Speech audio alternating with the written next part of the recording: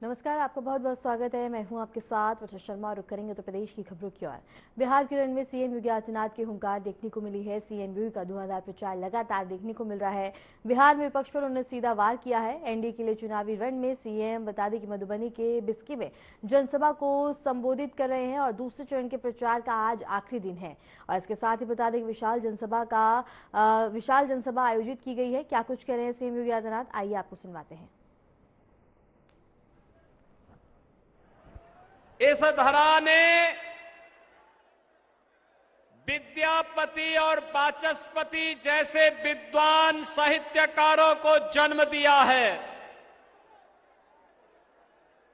मधुबनी की पेंटिंग तो अयोध्या में जब भगवान राम का मंदिर बन रहा था, वहां के इंटरनेशनल एयरपोर्ट पर अगर कोई पेंटिंग लगी है तो मधुबनी की पेंटिंग है, मधुबनी की। और प्रधानमंत्री जी भी जब दुनिया के अंदर किसी देश में जाते हैं तो पेंटिंग देनी होती है, तो हमारे मधुबनी की ही पेंटिंग को राष्ट्राध्यक्षों को भेंट देकर के बिहार को सम्मान प्रदान करते हैं। बहनों और भाइयों,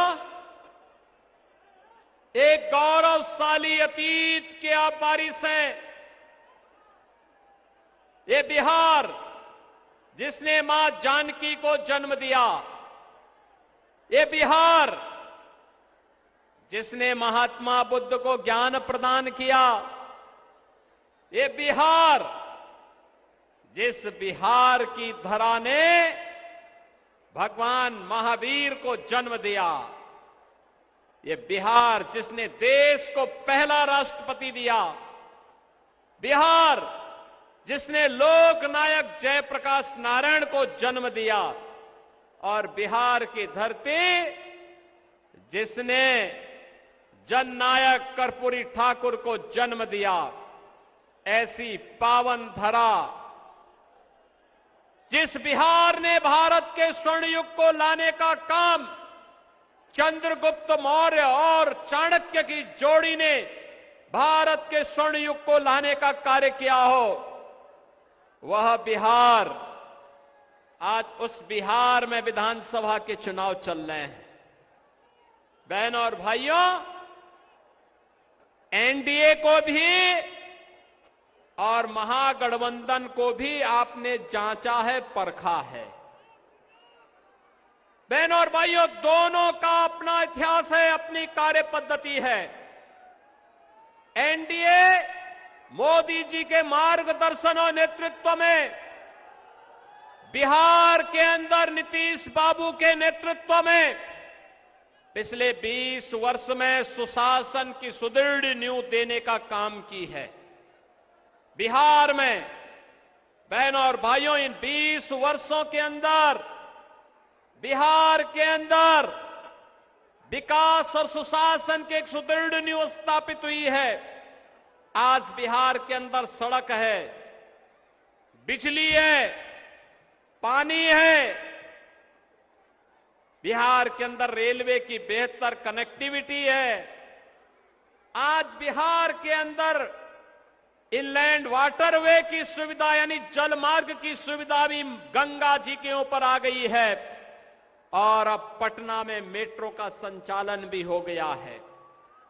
बहनों और भाइयों, आज के बिहार में एनआईटी भी है, आईआईटी भी है, आईएम भी है, एम्स भी है, इंजीनियरिंग कॉलेजेस और मेडिकल कॉलेजेस की एक लंबी श्रृंखला भी बिहार में है।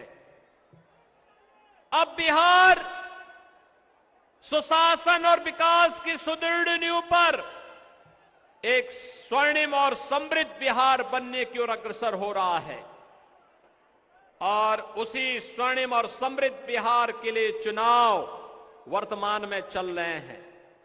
बहनों और भाइयों, हमें नहीं भूलना चाहिए कि जिस बिहार ने कभी नालंदा विश्वविद्यालय दिया, उस बिहार के सामने पहचान का संकट खड़ा करने वाले लोग कौन थे? याद करिए, यही बिहार है। नालंदा विश्वविद्यालय के माध्यम से कहते हैं हजारों स्नातक प्रतिवर्ष स्नातक की डिग्री पास करके बिहार की नालंदा विश्वविद्यालय से देश और दुनिया में जाते थे। लेकिन एक समय ऐसा भी आया जब बिहार में साक्षरता के पायदान पर, विकास के पायदान पर, सबसे निचले पायदान पर बिहार चला गया। बिहार बीमारू हो गया। बिहार बीमारू हुआ तो भारत भी पिछड़ गया। बहनों और भाइयों, उसी बिहार में जंगल राज लाने वाले कौन लोग थे? बिहार के नौजवानों के सामने पहचान का संकट खड़ा करने वाले कौन लोग थे?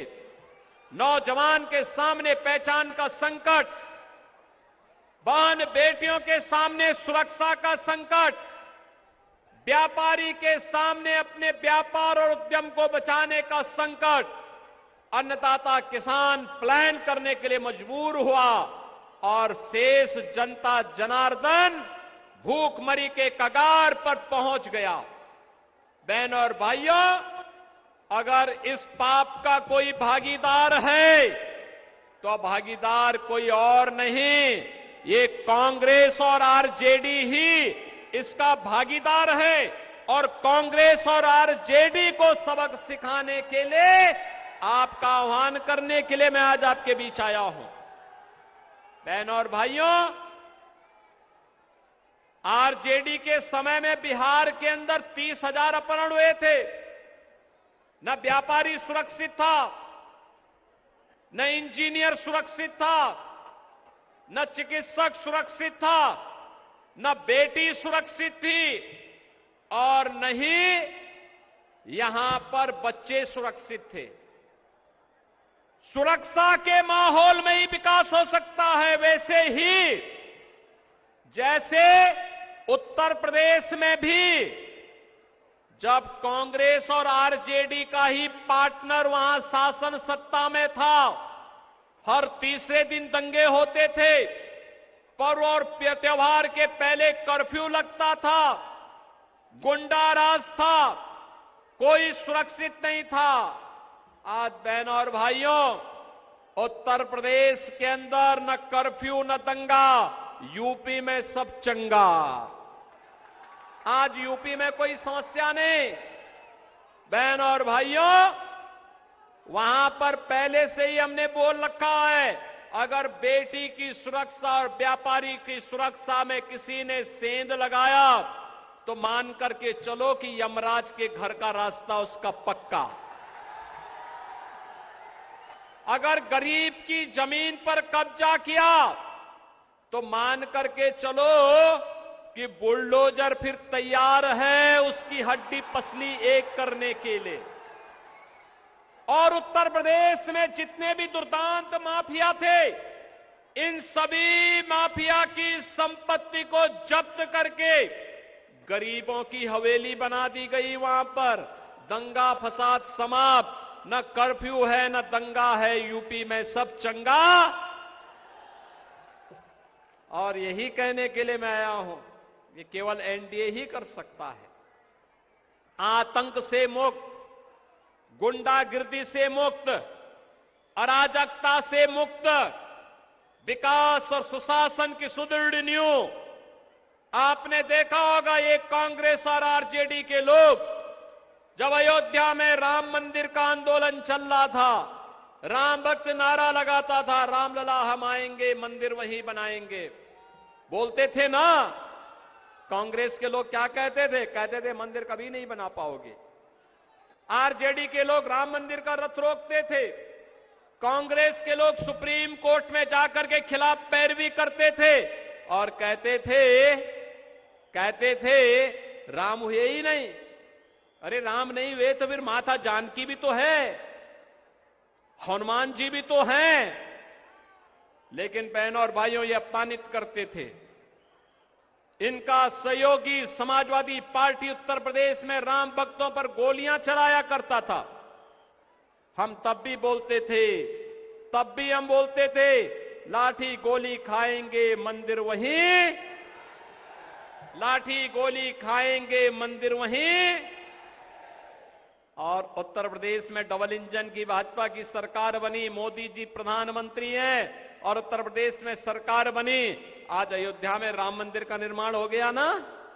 कोई संदेह है क्या? कोई संदेह है क्या? अयोध्या में राम मंदिर और अयोध्या के इंटरनेशनल एयरपोर्ट का। फिलहाल रुकते एक छोटे से ब्रेक के लिए, बने रहिए हमारे साथ।